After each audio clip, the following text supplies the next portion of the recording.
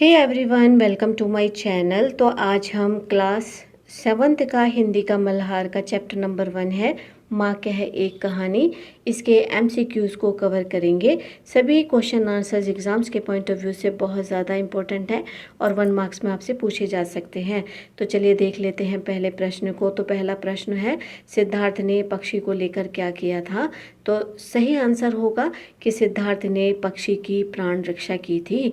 घायल पक्षी उसके सामने आकर गिरा तो उसने उसकी रक्षा की, उसको आखेटक को नहीं दिया और जितना संभव हो सकता था उसका उपचार भी किया। तो नेक्स्ट प्रश्न होगा कि लक्ष्य सिद्धि का मानी किसके लिए प्रयुक्त हुआ है? तो उत्तर होगा कि लक्ष्य सिद्धि का मानी शब्द आखेटक यानी कि शिकारी के लिए प्रयुक्त हुआ, क्योंकि उसे अपने निशाने पर बहुत ही ज़्यादा घमंड था। उसको था कि उसने जो निशाना लगाया वो नहीं चूका, उसने सीधा सीधा हंस को जाकर एकदम से मार गिराया। तो इसी वजह से उसे अपने लक्ष्य सिद्धि पर बहुत ज़्यादा मान था। मान का मतलब होता है घमंड, उसको अपने लक्ष्य सिद्धि पर बहुत ज़्यादा घमंड था।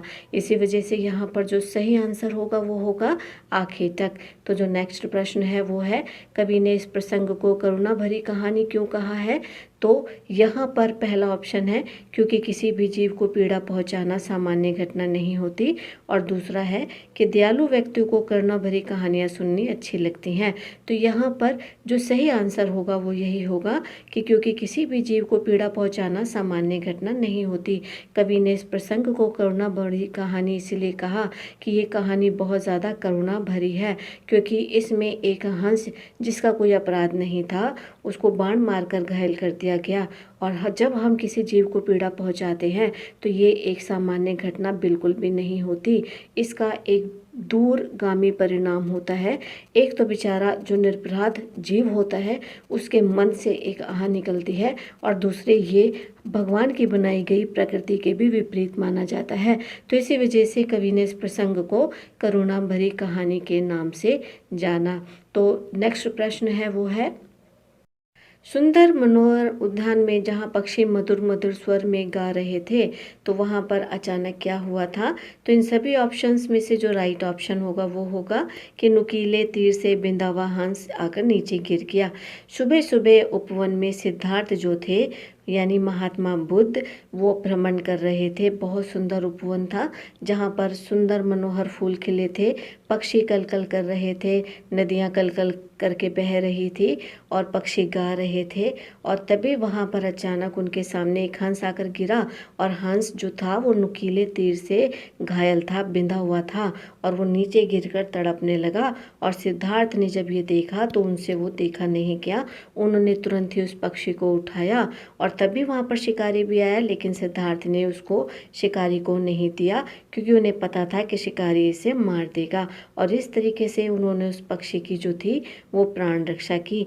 तो सुंदर उपवन में जहाँ पर कि फूल खिले हुए थे वहाँ पर अचानक से एक हंस आकर गिर गया, जो कि नुकीले बाण से बिंधा हुआ था। तो नेक्स्ट प्रश्न है, माँ कहे एक कहानी कविता किसके द्वारा लिखी गई है? तो यहाँ पर जो राइट ऑप्शन होगा वो होगा कि माँ कहे एक कविता जो है राष्ट्र कवि मैथिली शरण गुप्त जी के द्वारा लिखी गई। राष्ट्र कवि मैथिली शरण गुप्त जी जो हैं वो हमारे भारत के जाने माने एक कवि रहे, साहित्यकार रहे, और जो कि जिनका की कविताएं, जिनके की जो निबंध हैं वो हम पढ़ते हैं, और इनका एक अच्छा जाना पहचाना नाम है हिंदी के साहित्य जगत में। तो बढ़ते हैं नेक्स्ट प्रश्न की तरफ। तो जो नेक्स्ट प्रश्न होगा वो होगा, कविता में परस्पर किसके बीच में बात हो रही है? तो यहाँ पर आपके सामने दो ऑप्शन है कि माँ और बेटे के बीच, और दूसरा है पिता और पुत्र के बीच। तो यहाँ पर जो सही आंसर होगा वो होगा माँ और बेटे के बीच। कविता में परस्पर माँ और बेटे के बीच बात हो रही है। बेटा है राहुल, सिद्धार्थ का बेटा, और माँ है यशोधरा, सिद्धार्थ की पत्नी। तो माँ और बेटे के बीच में बातें हो रही हैं। बेटा जिद कर रहा है अपनी माँ से कहानी सुनाने के लिए, और माँ भी उससे हंसी ठिठोली कर रही है कि क्या मैं तेरी नानी हूँ जो मैं तुझे कहानी सुनाऊं। और फिर जब वो उसे कहानी सुनाती हैं तो उसी के पिता के जीवन पर एक घटना पर जो घटना है उस पर आधारित कहानी वो उसे सुनाती हैं। तो नेक्स्ट प्रश्न है, सिद्धार्थ भ्रमण के लिए कहाँ जाते थे? तो आंसर होगा कि उपवन में।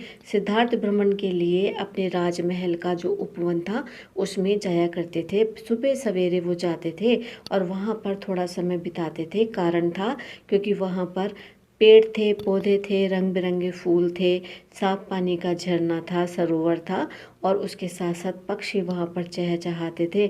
बड़ा ही अच्छा जो दृश्य वहाँ पर होता था और इसी वजह से सिद्धार्थ उस उपवन में सुबह सवेरे घूमने के लिए जाया करते थे। तो नेक्स्ट प्रश्न है, सिद्धार्थ महात्मा बुद्ध की पत्नी का क्या नाम था? तो सिद्धार्थ किसका नाम है? सिद्धार्थ है महात्मा बुद्ध का। और इनकी पत्नी का नाम क्या था? तो यहाँ पर सही आंसर होगा कि यशोधरा। सिद्धार्थ यानी कि महात्मा बुद्ध की पत्नी का नाम जो था वो यशोधरा था और यशोधरा का जो बेटा था वो राहुल था। तो नेक्स्ट प्रश्न होगा कि कविता में किस पक्षी को तीर लगता है? तो यहाँ पर सही ऑप्शन होगा हंस। एक सफ़ेद रंग का हंस होता है, वो उपवन में घूम रहा होता है, उड़ रहा होता है खुशी के मारे और तभी उसको एक तीर आकर लगता है। जो आखेटक देवदत्त होता है वो उसे तीर मारता है और ये देवदत्त और कोई नहीं था बल्कि महात्मा बुद्ध का चचेरा भाई था। तो कविता में जिस पक्षी को तीर लगता है वो होता है हंस और हंस को ये प्राण रक्षा करते हैं सिद्धार्थ यानी कि महात्मा बुद्ध, क्योंकि ये शुरू से ही अहिंसा पर अपना विश्वास रखा करते थे और सभी जीवों को ये दया की भावना से देखते थे और ये संदेश उन्होंने पूरी दुनिया में भी दिया, फैलाया। अहिंसा के मार्ग पर दुनिया को चलना सिखाया। तो स्टूडेंट, उम्मीद है सभी आंसर आपको बहुत अच्छे से समझ आ गए होंगे। वीडियो को लाइक, कमेंट, शेयर कीजिए, सब्सक्राइब कीजिए, नोटिफिकेशन बेल को प्रेस कीजिए, ऑल पर हिट कीजिए ताकि आने वाला हर वैल्यूबल वीडियो आप तक पहुँचे। मिलते हैं हम आपसे अपने नेक्स्ट वीडियो में। Till then keep watching, stay connected. Thank you.